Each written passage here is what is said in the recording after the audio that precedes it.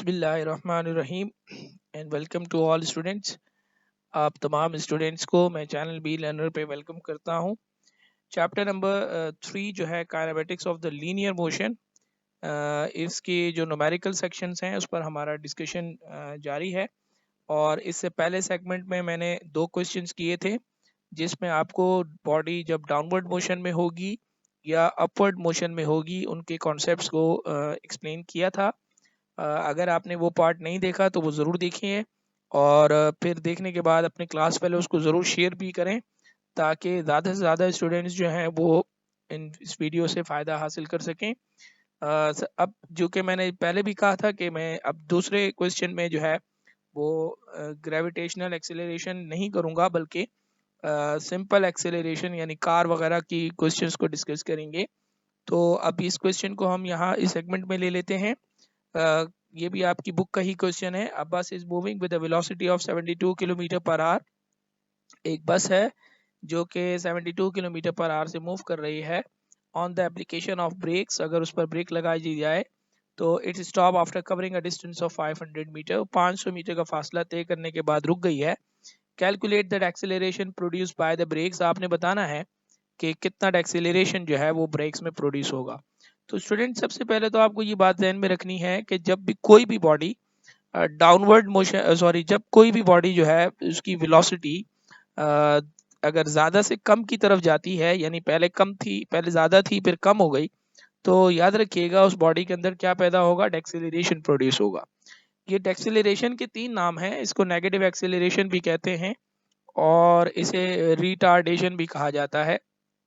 तो आपने ये बातें दोनों यानी दोनों जहन में रखनी है कि बॉडी जो है, जब कोई भी बॉडी डाउनवर्ड मोशन में होगी तो due to this reason, downward motion में होने की वजह से उस बॉडी की सबसे पहली पहचान तो ये है कि उसकी इनिशियल वेलोसिटी ज़्यादा होगी और फाइनल वेलोसिटी कम होगी।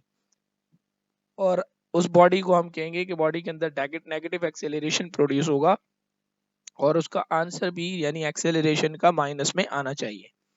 अब चलते हैं इस क्वेश्चन की तरफ। चूंकि इनिशियल वेलोसिटी 20 मीटर पर सेकंड दी हुई है, फाइनल वेलोसिटी 0 है, डिस्टेंस उसने 500 मीटर कवर किया है, एक्सेलरेशन आपने फाइंड करना है। तो चूंकि जब इनिशियल और फाइनल दोनों वेलोसिटीज गिवन हो स्टूडेंट्स, ये बात ध्यान में रखिएगा, तो फिर हमारे पास एक अच्छी ऑप्शन ये होता है कि हम थर्ड इक्वेशन ऑफ मोशन को इस्तेमाल करें। थर्ड इक्वेशन ऑफ मोशन जो है वो 2as is equal to v f square minus v i square होता है। चूंकि आपने ए को कैलकुलेट करना है तो उसे आपने लेफ्ट हैंड साइड पे रख लिया, बाकी इसके अलावा जो है जो वैल्यूज हैं उनको आपने राइट हैंड पे मूव किया। फाइनल वेलोसिटी 0 है, 0 का स्क्वायर आ गया। वी आई की वैल्यू 20 है, 20 के ऊपर स्क्वायर आ गया। और इसी तरीके से 2s 2 के 2 और एफ एस जो है वो 500 मीटर्स है।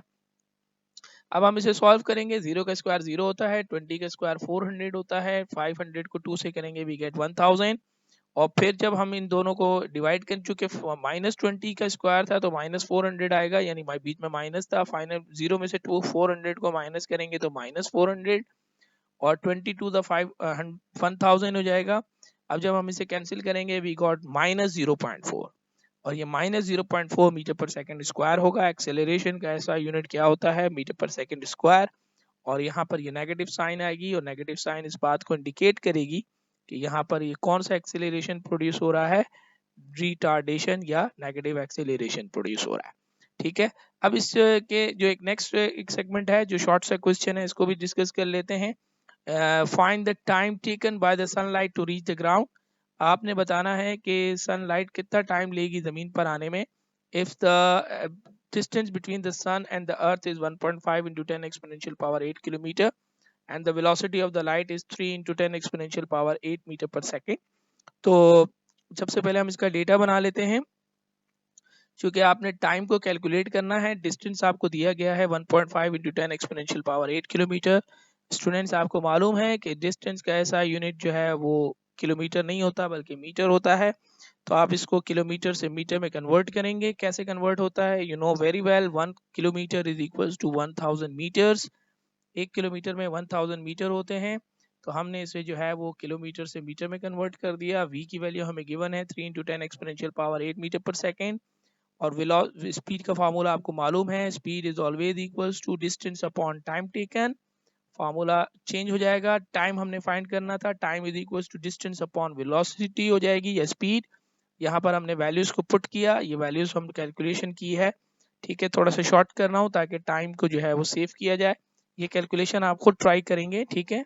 और उसके बाद देखें यहाँ पर 1.5 है और ये इंटू 10 एक्सपोनेंशियल पावर 11 और 3 इंटू 10 एक्सपोनेंशियल पावर 8, ये पावर्स कैंसिल हो जाएंगी।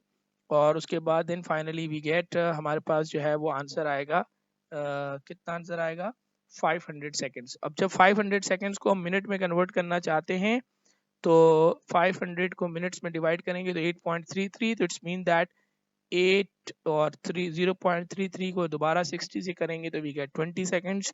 तो 8 मिनट एंड 20 सेकेंड्स का हमारे पास टाइम आ जाएगा। उम्मीद करता हूँ स्टूडेंट्स कि आपको ये क्वेश्चन समझ में आए होंगे। आपकी जो है वो व्यूज़ का इंतज़ार रहेगा।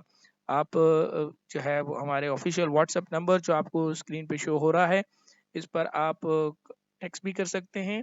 और जो भी आपकी अगर किसी भी सब्जेक्ट्स के हवाले से कोई इन्फॉर्मेशन आपको रिक्वायर्ड हो तो वो भी डिस्कस कर सकते हैं।